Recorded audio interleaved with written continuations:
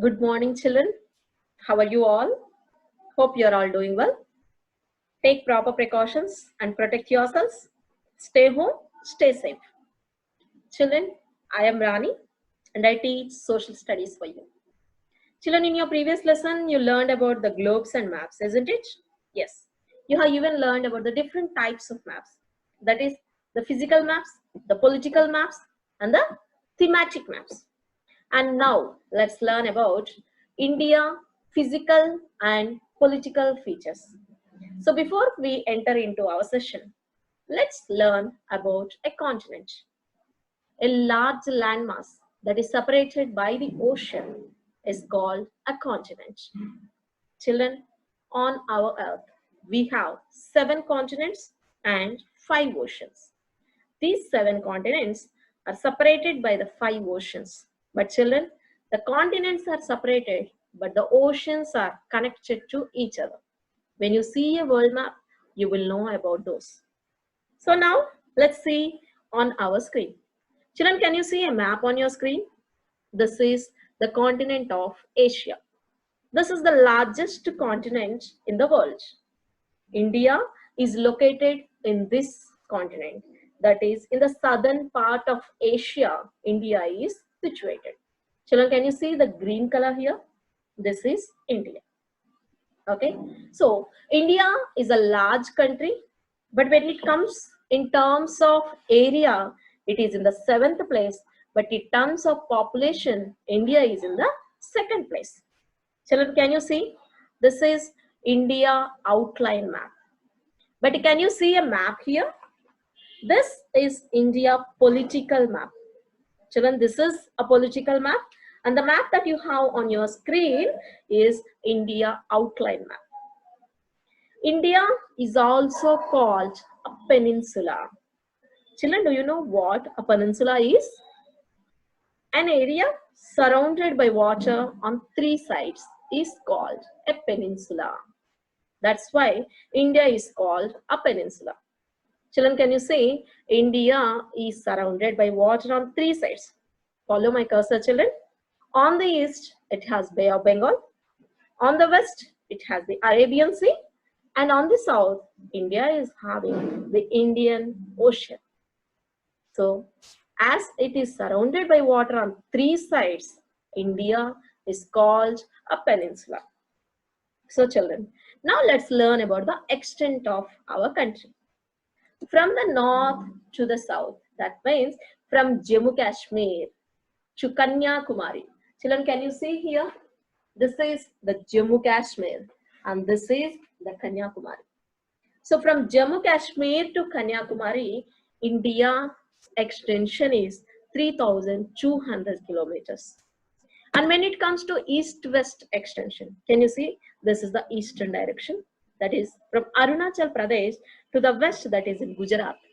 So from Arunachal Pradesh to Gujarat, the from east to west extension of India is 3,000 kilometers. Children, here you should know one more thing. In your previous lesson, you might have already learned how you're supposed to mark a map.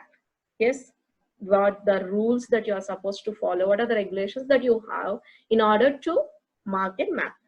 So now I'll just remind you of a little bit about the map. So children, see, when you are marking a map, first thing that you should mark is directions. The directions are very important, children. It should be to the northern part of it. So the topmost area, and to the east, west, north, and the south. Can you see here, children? Even when marking the map is very easy, children.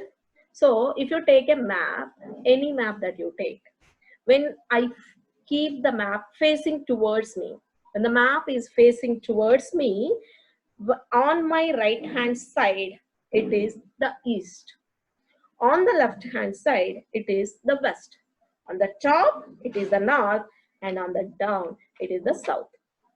Children, see once again, the map now it is facing you. So your right hand side, that is this part, comes the east. On the left side, it comes the west. On the top, it is the north, and to the bottom, it is the south. Children, these are the directions that you are supposed to follow when you mark a map. It is very important, children, because always you might have seen some books, or I mean to say the atlas that you might have seen, only one line which is showing you the north. So always they mark you as a top as a north. Can you see? You might have seen like this. But when you are marking a map, you are supposed to mark the directions in this way. On the right side, it is the east. To the left, it is the west. To the top, it is the north. And to the bottom, it is the south. Okay, children? So now let's come back to our lesson. Basing on the size of the country, India is divided into 6 physical divisions. The northern mountains, the northern plains, the Great Indian Desert, the peninsular plateau, the coastal plains, and the islands. Children, these are the Andaman and Nicobar Islands that are located in the Bay of Bengal. And these are the Lakshadweep Islands that are located in the Arabian Sea. So these are the 6 physical divisions of India. So let's come back once again, children.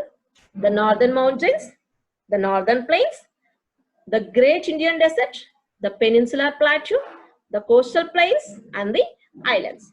These are the 6 physical divisions. So now, first we will learn about the northern mountains. But before we learn about the northern mountains, we should know what is a mountain, right? Okay, let's see a mountain. Children, can you see an image here? This is called a mountain. A mountain is a natural elevation on the surface of the earth. Can you see, children? Now we'll see the northern mountains. The northern mountains, can you see the location of them, children? This is the Jammu Kashmir, that's a state.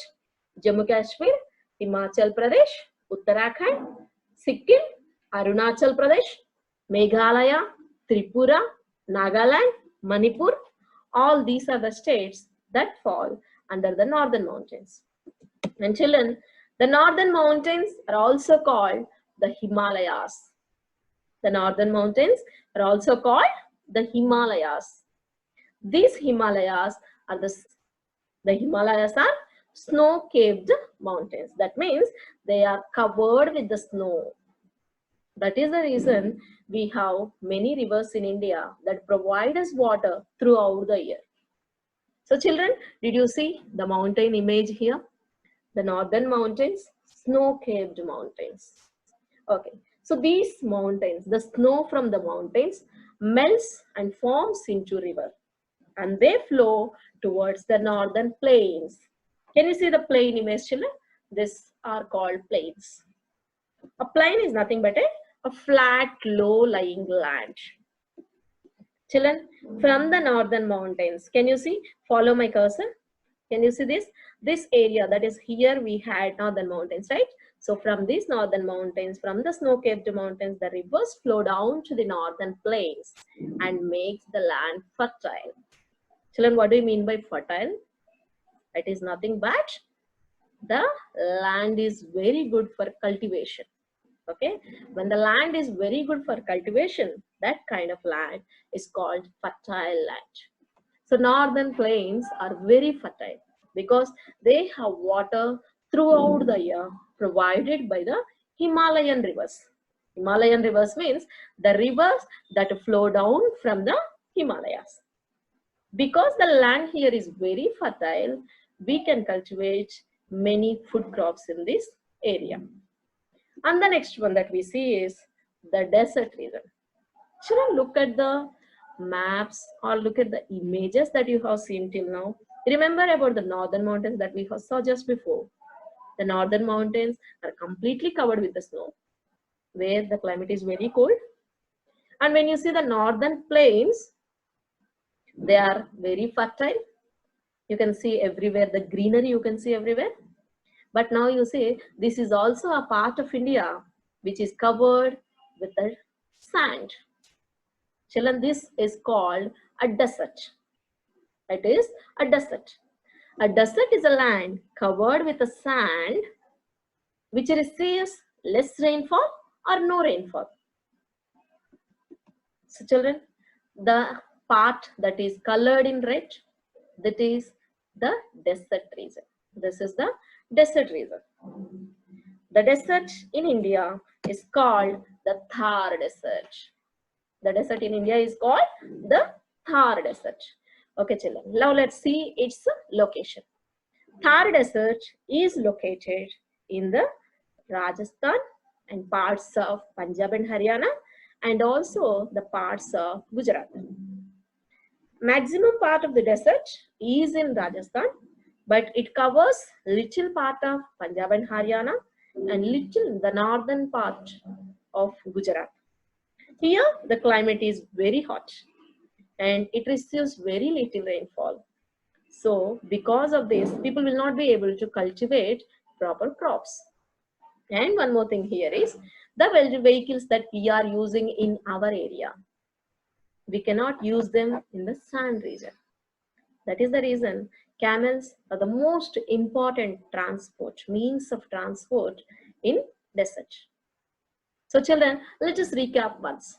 Even though all these parts are the part of India, the northern mountains that we saw, the northern plains that we saw, and the great Indian desert that we have covered till now, the climate varies very much. That means it differs so much. There is a lot of difference in the climatic areas. In these areas, the climate changes. Like in the northern mountains, you see very cold area. In the northern plains, we see like it is not so cold, but it is very comfortable for the people to live because it is very fertile area where people can grow many crops. But when you come to Rajasthan, the desert region, it is a very hot region where people cannot live properly. So life in this area is little difficult to live. But still, you see the different landforms. Even though all these three are the parts of India, but still we see there are a lot of differences in the climate. So children, now as we have covered the lesson, remaining things we will be learning in our next lesson, next session. And so now let us see children, the assignments. So as you have already learned the lesson, I mean you heard the lesson properly, you understood the lesson, and so now let's see. Sorry. Fill in the blanks. India stretches about dash kilometers from north to south. Second one. India is surrounded by water on dash sides. And the third one. An important means of transport in the desert. Dash. Now let's see the questions. What do you mean by a plain? Second one. Name the 6 physical divisions of India. The third one. Which is the second most populous country in the world? And the last one. Which is an important means of transport in the desert region? Children, so we have learned the 3 physical divisions of our country. Remaining physical divisions we will be learning in our next session. But before you come into the next session, please keep ready your India political maps. Can you see children? India political maps. So keep ready with this. We will be marking the states that come under different physical divisions. Thank you children. Have a great day.